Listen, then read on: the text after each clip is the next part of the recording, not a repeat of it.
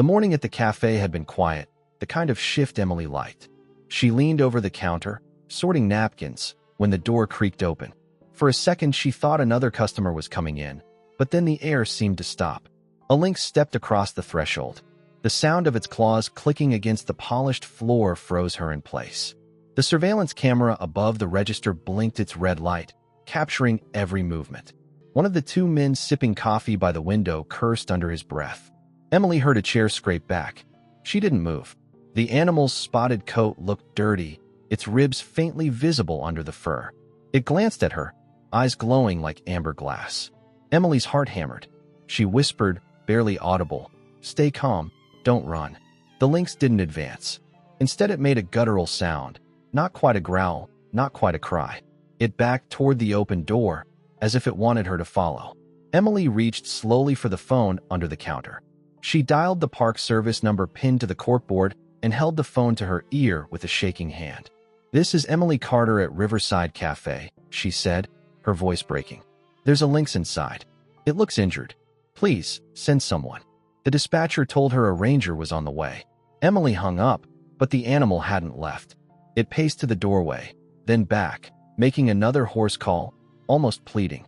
The two customers slipped out the side exit, muttering. Emily was left alone with it.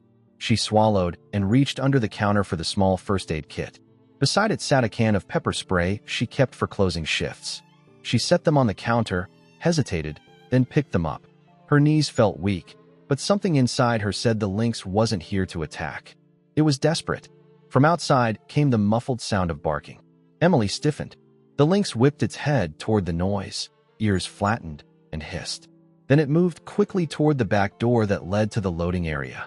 Emily followed at a distance, holding the kit tight against her chest. When she pushed open the heavy metal door, the smell of garbage bins and damp asphalt hit her. The barking had stopped, replaced by a thin, high-pitched whimper. Emily's stomach turned. She stepped past the dumpsters, scanning the shadows. Behind a tipped recycling crate, she saw movement. A small shape, spotted like the adult lynx but trembling and frail, lay on its side. Its front leg was twisted unnaturally, caught in a cruel loop of wire. The wire dug deep into the flesh, dark with blood. The kitten's mouth opened in a weak cry, barely audible over the hum of the ventilation fans. Emily's breath caught in her throat. She crouched, her eyes flicking between the kitten and the mother lynx. The adult stood only a few feet away, muscles tense, tail twitching. It let out another rasping call that sounded more like a sob than a snarl. Emily whispered, "Oh God!" She reached for her phone again, dialing back the park service number with trembling fingers. Her voice cracked when she spoke. "It's not just one lynx. There's a cub. It's trapped in a snare. Please hurry." The dispatcher promised they were sending a ranger immediately. Emily hung up, clutching the phone. She set down the first aid kit slowly, inching closer but not daring to cross the invisible line the mother lynx held. The animal's eyes never left her, warning but not striking. The cub whimpered again, weaker this time. Emily's heart felt like it was splitting. She pressed the towel from the kid against her chest, useless in her hands, and looked around desperately for help. That was when she heard it, the heavy thump of paws and claws against concrete. Two large dogs burst from the direction of the neighboring garage, hackles raised, teeth bared, charging straight toward the wounded cub. The two dogs charged across the cracked pavement, their low growls swelling into furious barks. Emily's pulse spiked as she threw her arm out instinctively, shouting toward the garage. "Tyler, get your dogs. Now." No answer came. The man from the garage was nowhere in sight.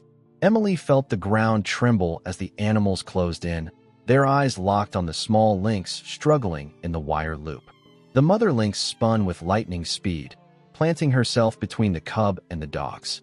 Her ears flattened, teeth bared, a harsh hiss cutting through the alley.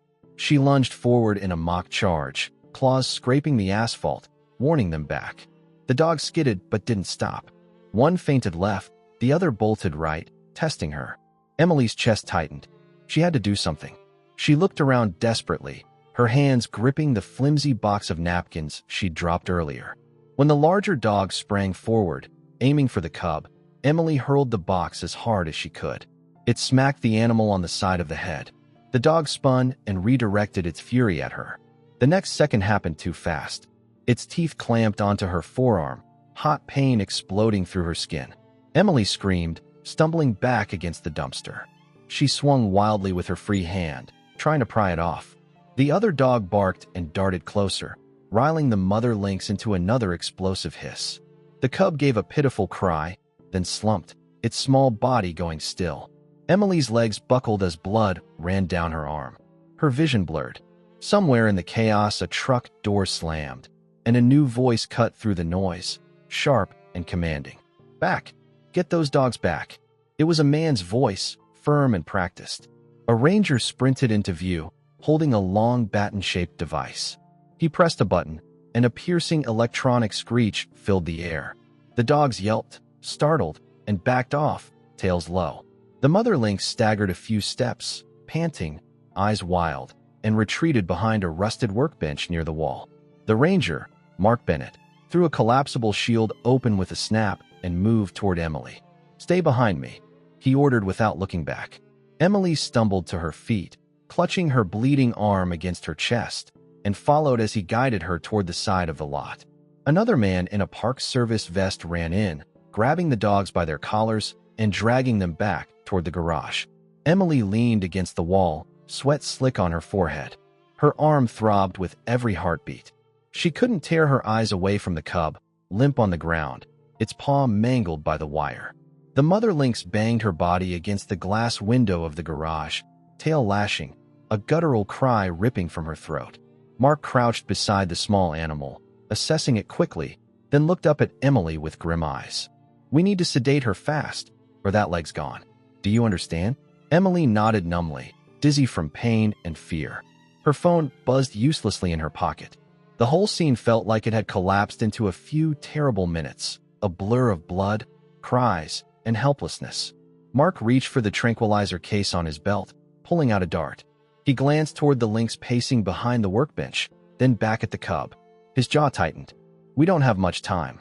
Sirens faded as the park truck pulled behind the clinic. Mark and a tech slid the kennel from the truck bed, the small lynx limp inside, its paw wrapped in a towel already soaked through. Emily stumbled after them, fighting a wave of dizziness. Her bandaged arm throbbed. The automatic doors hissed open, and a blast of antiseptic air hit her face. Dr. Olivia Harris met them in the corridor, gloved and focused, her dark hair pinned back. She looked from Emily's pallor to the blood seeping through the towel, and then to the mother lynx crated in a larger kennel, drowsy from a short-acting sedative. Her voice was all edges. "Cage 1 for the cub. Cage 3 for the adult. Mark, I want photos of that wire before anyone touches it." "Emily, sit. You're bleeding." Emily tried to protest, but her knees gave her the answer. A nurse guided her to a bench as the team wheeled the cub into a treatment bay. Mark snapped pictures of the wire loop with his phone, zooming on the twisted tightening mechanism. He read the numbers on the cable, sheathing out loud for the record, and then stepped back as Dr. Harris cut the towel away. The little paw was swollen, angry purple around the groove where the wire had buried itself. The pads were cold. Dr. Harris pressed fingers to the inner leg, searching. "Pulse is faint but present," she said. "Start warm fluids. Ketamine microdose if he spasms. Let's see if we can get this thing off without more damage." Emily watched through a gap in the curtain as a warming blanket unfolded over the cub's body. The machine beeped to life, a soft hum and the slow rise and fall of the animal's flank. Mark stood near the doorway, radio clipped to his shoulder, answering questions from the dispatcher. He spoke quietly, but the words still cut. Trespass devices, evidence bag, contact animal control for the dogs. Across the hall, the larger kennel was moved into an empty room. The mother lynx lay on her side, breathing shallow, eyes half open under heavy lids. Dr. Harris paused to check her vitals and then returned to the cub. With a small bolt cutter and a pair of hemostats, she worked at the wire. The loop resisted, rust rasping against metal. The groove in the flesh widened a fraction and a thin line of blood welled. "Suction," she said. "Steady. No tugging." The wire finally gave. She eased it away millimeter by millimeter until the loop slid free and dropped into a stainless steel tray with a hard clink. The paw looked ghastly without it, skin blanched where circulation had been strangled and angry where it returned. Dr. Harris slipped a probe beneath the skin to feel for dead tissue, then wrapped the leg with padded gauze. She stepped to the sink, scrubbed, and then turned back to Emily. "You. Exam room 2. Now." Emily stood. The room wobbled. Her forearm burned where the dog's teeth had torn the skin.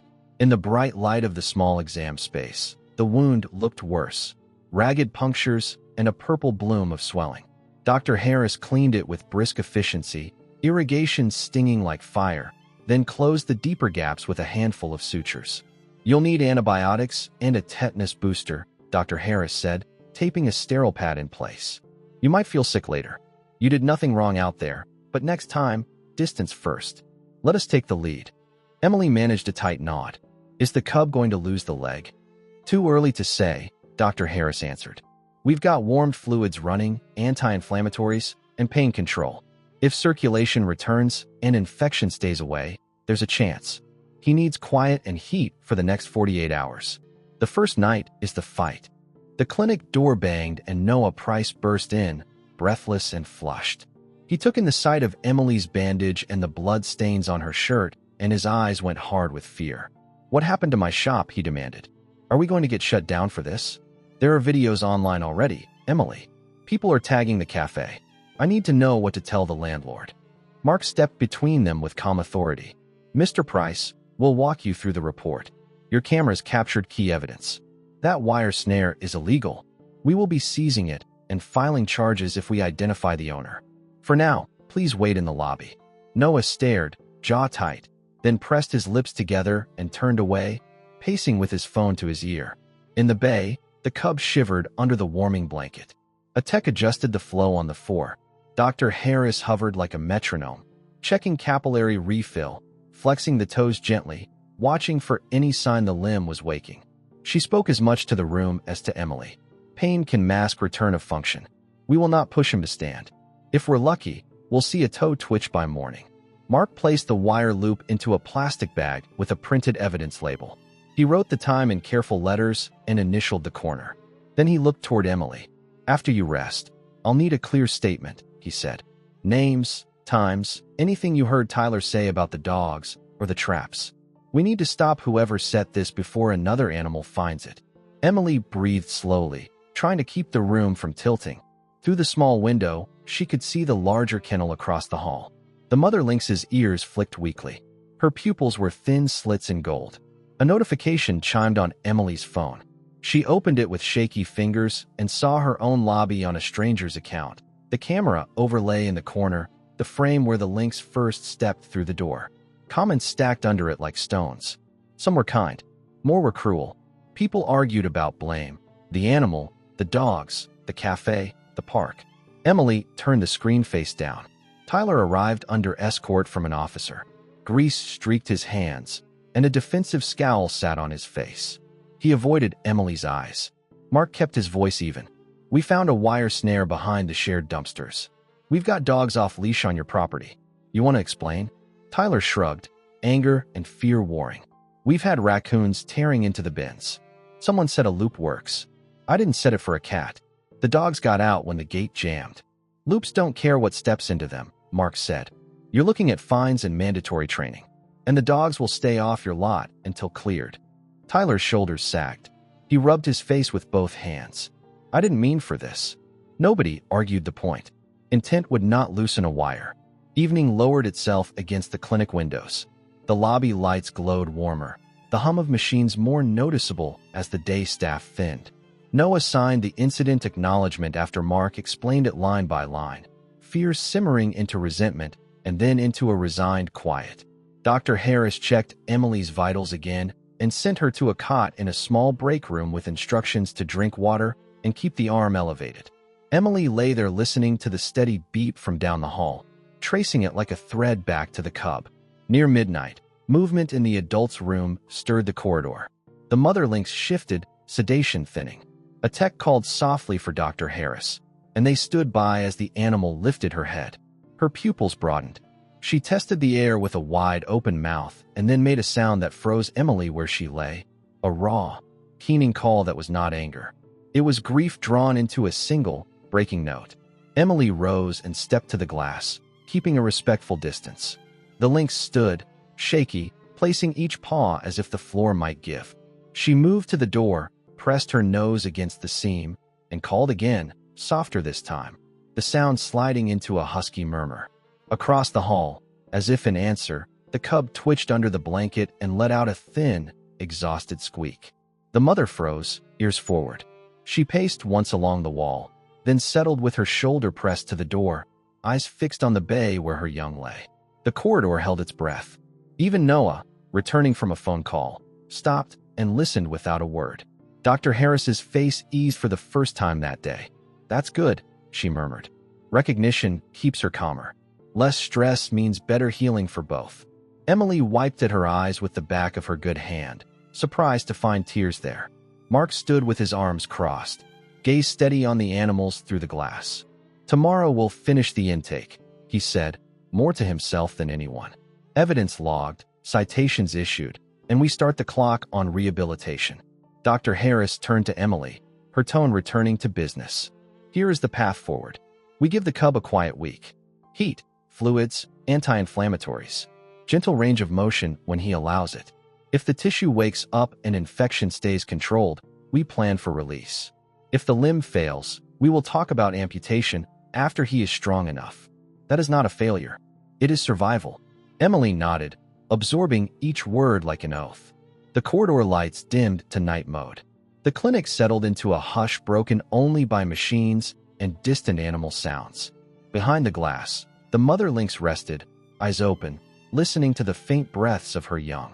Emily returned to the cot with her arm throbbing and a slow, clean certainty building under the pain. They had pulled the wire. The rest would be patience and work. In the treatment bay, a single toe twitched under the blanket and then lay still again. No one saw it. The beeping kept time with the dark. The rehab center sat at the edge of the park, a cluster of low buildings wrapped in pine trees. By the time Emily was cleared to return, her arms still stiff under layers of gauze, the place felt like a fortress of quiet. Every door had a sign. Minimal noise, staff only, no flash. The week ahead would decide everything. She came as a volunteer, moving slowly through her tasks. She rinsed stainless bowls, stacked them in neat towers, carried bags of ice from the freezer to the storage room. She kept to the edges of the animal wing, away from the enclosure that held the lynx pair. Rules were strict. No unnecessary contact, no prolonged eye contact, no voices raised. The animals needed calm, not comfort. Mark met her on the third day in a back hallway. He carried a plastic crate lined with evidence tags. Inside lay a handful of twisted wire loops, some with jagged ends, others rusted almost through. He set the crate down and opened the lid. "From the lots behind the garage," he said. "All illegal. Each one is a chargeable offense. We'll keep pressing until people understand this isn't pest control, it's cruelty." Emily peered at the crude devices, her stomach turning. How many? 6 more after the first. Some baited with meat scraps. Mark shut the lid firmly. Tyler's already been cited.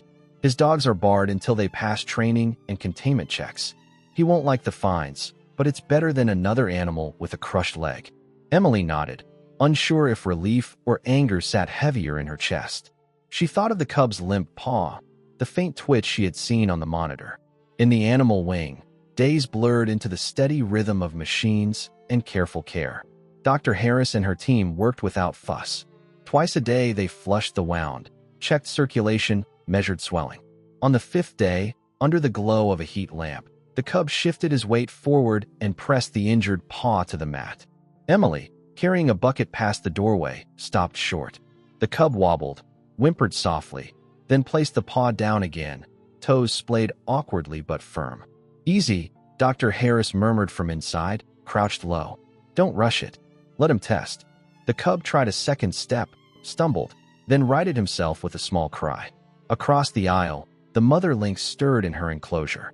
Her ears pricked, her head lifted, and she made a low, throaty sound that vibrated in the air. The cub answered with a faint chirp. Emily's chest ached at the sound of it.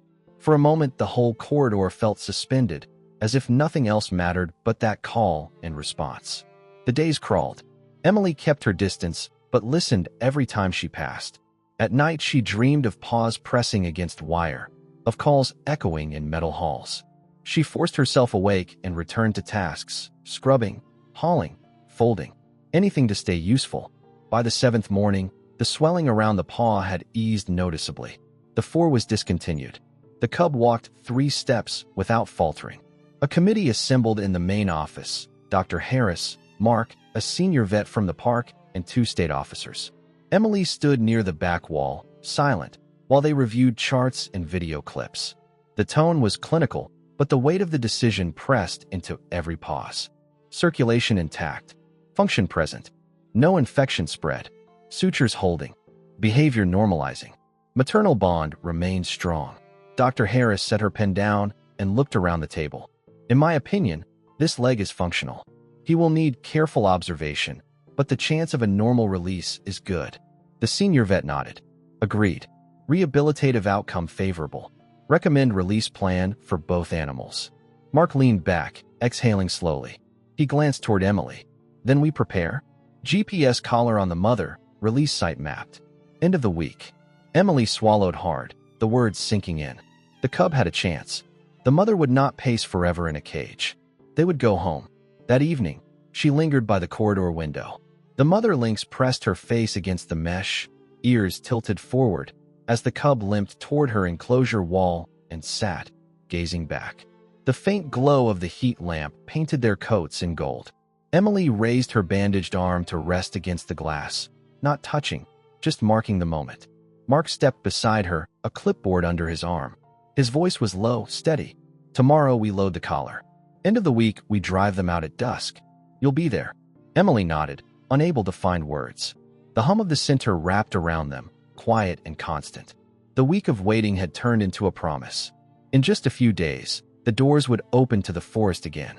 The truck rolled to a stop at the tree line just as the sun slipped low, the forest painted in long shadows and a faint orange glow. Emily sat in the back seat, her arms still wrapped but steadier now, her breath catching as the handlers lowered the transport crate. The mother lynx stirred inside, the faint jingle of the GPS collar audible in the quiet. Mark gave a short signal, and the crew carried the crate to a clearing at the edge of the pines. The air was cool, still, heavy with the smell of moss and leaves. Emily stepped out, boots sinking slightly in the damp soil. The only sound was the steady thrum of cicadas starting their night chorus. They set the crate down and unlatched the gate. For a long moment, nothing happened. Then the mother lynx eased forward, cautious, her head low. She placed one paw on the ground, froze, then the next. She stepped out fully, sleek coat glinting in the fading light, and turned her head back to the humans. Her ears twitched, her golden eyes unblinking. Emily felt her chest tighten as the animal inhaled deeply, testing the air of freedom. From the truck, 2 staff lifted the smaller kennel with the cub inside. Emily instinctively moved closer, though she stopped short at the marker line drawn in the soil. They opened the door and slid the cub forward. He blinked at the sudden dusk, wobbling on his legs, the bandaged paw tucked close. His small cry broke the silence. The mother hissed sharply, spinning toward him. For a heartbeat, Emily's throat closed, until she saw the tail twitch, not with anger, but with recognition. The mother patted closer, nose extended. She sniffed him from muzzle to flank, circling once, then pressing her head against his side. The cub leaned into her, trembling, letting out another thin sound. They stood together, a fragile reunion etched against the trees. Mark exhaled beside Emily. She knows. The mother gave a low chuff, then lifted her head and looked toward the forest. She stepped forward, then paused, looking back at her cub. He hesitated, shifting on 3 legs, then tottered after her, steps uneven but determined. She waited, calling softly, and he followed, each stride steadier than the last. Emily felt tears prick her eyes as the pair slipped into the thickening shadows. The last thing she saw was the white flash of the mother's tail before the forest swallowed them. On the tablet screen Mark held, a green that began to move slowly deeper into the park. The GPS collar sent its quiet signal, proof that their path could be traced for weeks to come. Emily climbed back into the sanitary van, settling onto the bench. She leaned her head back, the ache in her arm reminding her of all that had happened. Through the open door drifted the breath of the forest, cool, steady, alive. She closed her eyes, listening. Mark joined her, sliding onto the opposite bench. He set the tablet on his lap, the green dot still pulsing. His voice was calm, certain. We'll post new signs near town. Off-leash fines doubled. Hotline number front and center. People need to know what carelessness costs.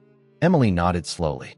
She pulled her phone from her pocket, thumb hovering before she typed a short message. To Noah. Asterisk sorry for the chaos. We're okay. I thought you should see this. Asterisk she attached a photo she'd taken earlier of the new sign on the cafe door. Asterisk keep pets leashed. Ranger hotline below. Asterisk. The van door slid shut, muting the sounds of night. The vehicle eased forward, headlights cutting a pale path through the trees. Emily glanced once more at the tablet, watching the dot disappear into the green expanse. Far away, in the quiet cafe lobby, the surveillance camera still pointed at the entrance. The door stood closed, the glass reflecting only the empty street. On the window, clear and steady, a new sticker clung with bold numbers. The Ranger's hotline, waiting in silence for the next call.